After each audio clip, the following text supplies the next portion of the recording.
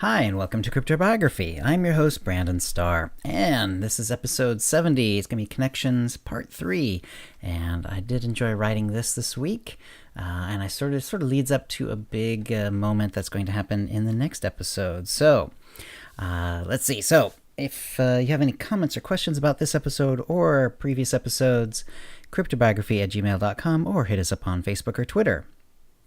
This is the video version of it that I put out on YouTube, and I'm also simultaneously audio recording it. I will clean up the audio and put it out as a podcast, which you can get on iTunes or Stitcher. And here we go. It was well that Rourke had planned to visit Wolf again soon, because he got a text from Grant shortly after dinner. Wolf asked for and spoke with his lawyer, bail hearing tomorrow. He's decided to make a move, he told Alma. Not surprising. He'd probably be out of there already if he'd not decided to keep completely silent. He just needed to ask for his lawyer. I suspect he wanted to find out more on his own about the charges. After I visited him, I think he realized that he got all he was going to get. Alma nodded. They were clearing the dishes after dinner. Since he had cooked, she was going to wash. Take extra care tomorrow. We know he knows about and probably uses private eyes. He likely could get someone to do something more drastic than just watch you. That's the plan, Connor agreed. He kissed her on the cheek from behind.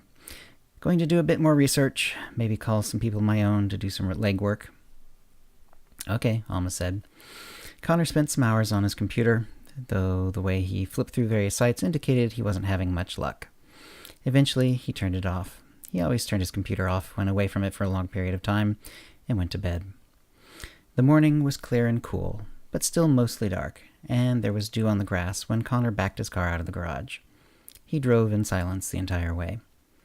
When he arrived at the Metropolitan Police Center, Grant was already there in the surveillance room, though it was still before 7. Good morning, Lieutenant, Rourke said. Hi, Rourke, Grant replied. Any news? Rourke asked.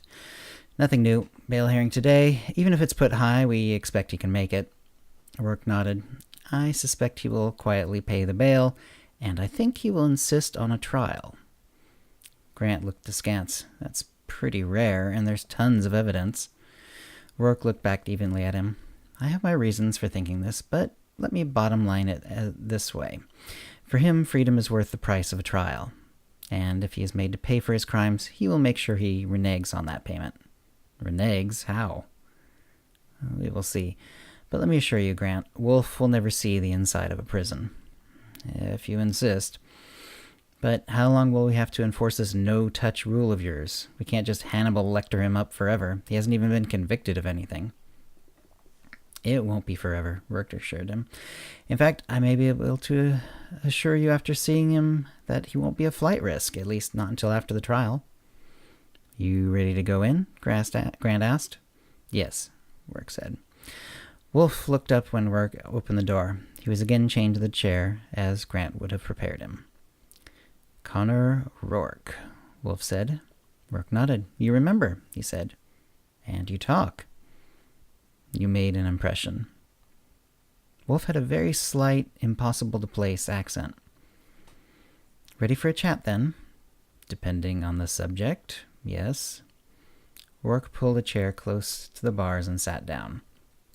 They have a lot of evidence on you, he said. You their investigator? Wolf asked. No, I'm a consultant, Rourke said, and though I'm not with the police in any permanent capacity, since you're here and under surveillance, you must know anything you say is not in confidence. Wolf nodded. And as long as we're being honest with each other, I'd like to tell you that a good amount of their evidence was gotten through me. Wolf glared at him. You? How? Why? I'm a wealthy man. Work for me, you make more than the police will ever give you. Rourke shook his head. I'm not interested in money. I have money. I'm interested in you. Don't you remember? You're my hobby. But why? I think you know why. Wolf shook his head. No, I don't. Connor lifted an eyebrow. I think you're cleverer than that. I think you believe no one could possibly know you, know your secret, know what you're all about. You're desperate to maintain that facade. You hope I don't know. You pray to whatever gods you might still believe in that I have no idea what you are and what you can do. Wolf wasn't glaring anymore. He looked scared. But he bravely said, "Your big talk doesn't impress me. What is it you think you know?" Rourke leaned forward. He whispered, "You can do what I can do." Wolf froze. He didn't say anything, didn't move, didn't blink. Rourke stared back, equally unmoving, but with an aura of confidence. Slowly, almost imperceptibly, a smile spread across his face. "Yes, Mr. Wolf." Wolf said nothing. Perhaps he could say nothing. "You're not the only one. How else would I know what to look for? How else would I find your pattern?" Wolf's skin was draining of its color. Connor straightened a little, breaking the spell. "When I leave, you'll try to convince yourself that it's all a bluff, that I cannot possibly know, that I was too vague, dancing around it. But if I were you, Wolf, I wouldn't try to escape, because I know everything I need to find you again, no matter how you hide, no matter where you hide, no matter who you hide as." There was a strange little emphasis on the last word. Wolf suddenly started yelling, straining against his chains. "You son of a bitch! You cocksucker! You don't know anything! When I beat this, I'm coming for you. You don't know what kind of an enemy you've made. You hear me, Connor Rourke?" Rourke was already calmly getting up and walking to the door. He stopped at the sound of his name, a hand on the handle. "I know who you are, Mr. Wolf. You're a name in a graveyard. I'm not sure if you know me, though. I suppose I'll see you in court." And Rourke left. He heard Wolf yelling for his lawyer, for his rights, and for his court date as the door shut and he walked down the hall back to Grant. "Christ, Rourke, you pissed him off," Grant said. "Couldn't make out some of that. What did you tell him?" "Just that I knew him and that we have evidence on him," Rourke replied. "I think he believes me," he added with a grin. "Yeah," Grant said, puffing out a couple of laughs like a steam locomotive.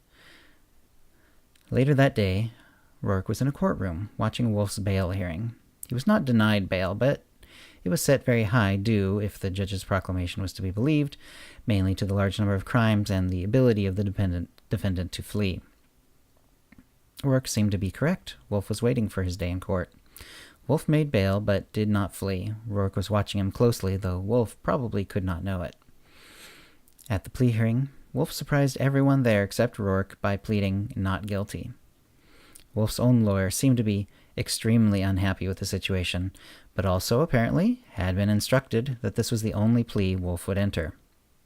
The lawyer covered his own ass as much as possible by explaining to the judge that he had had several long conversations on this topic with the defendant. Wolf had noticed that Rourke was there, watching.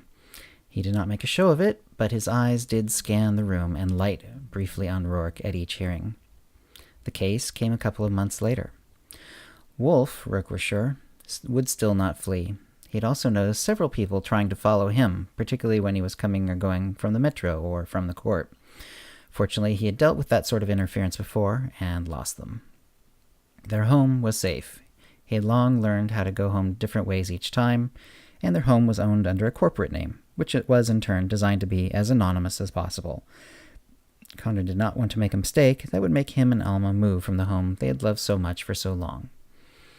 The case moved along slowly. There was a lot of information to be given, explained, and argued over.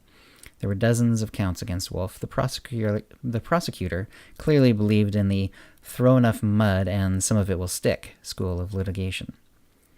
By the time the final day of trial came, Rourke was certain that the prosecution had secured guilty verdicts on many and possibly all of the counts against Wolf. Wolf's defense team seemed increasingly agitated, but Wolf himself was immovable. If he was concerned, he did not show it. And that's where we're going to end for today.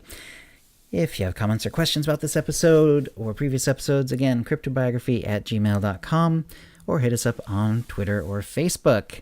And I'm looking forward to next episode because, of course, this is setting up to a big scene that is going to take some serious thinking through and some serious writing. So I basically led right up to it. So next episode is going to be very exciting. I enjoyed writing this one as well, especially the little scene between Rourke and Wolf.